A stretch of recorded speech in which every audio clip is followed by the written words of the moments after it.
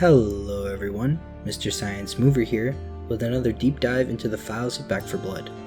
The last time we visited, Ridden Hives and Totem Collecting had just been introduced to the game in a major update, so there wasn't much new to look at, mostly old. This minor update, however, looks like something of a staging ground for the next major update to the game and hints at a variety of new ways to play the game, including new weapons and new challenges to complete. Let's start with the weapons. By looking at the file containing the list of new subtitles added to the game for corresponding audio, we can see a few new callouts made by the cleaners. These new weapon callouts include a crowbar, a shovel, a sledgehammer, a sword, a wrench, and a skull totem shard.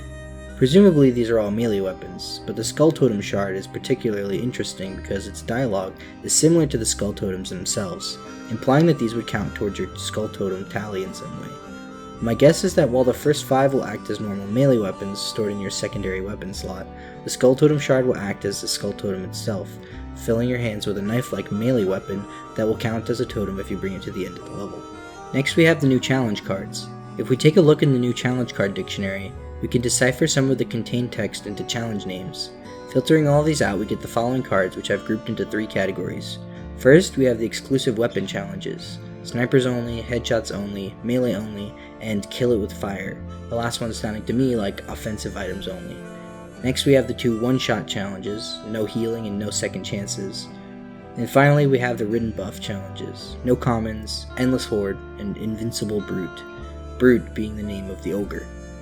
I also managed to find some other challenges lurking again in the list of English text. Here we have 2 categories of challenges.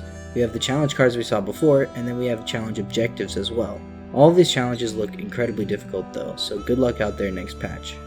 The last and biggest thing I want to talk about is a new mechanic called Glyphs.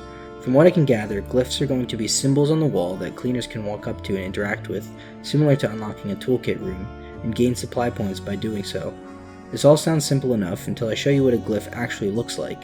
Look familiar? It should. You've seen it every time you've opened a warp chest inside the hives. Assuming a mysterious symbol such as this one would not appear on the rocks of a Ridden Hive, this must mean whoever made those warp chests has made their way out of the hives somehow and is now running around the overworld drawing them, potentially to summon something big. Perhaps even bigger than the abomination that created those tunnels in the first place. It may even be connected back to our good friend, the giant glowing abomination egg. The lore of this game is all over the place, so it's hard to know, but given that DLC number 2 is clearly connected to DLC number 1, I believe whatever these glyphs are designed to do will finally be revealed in DLC number 3. I hope I didn't scare you guys too bad. I'm excited to see what the next update is all about and whether my predictions are right. What are your thoughts? Let me know in the comments below.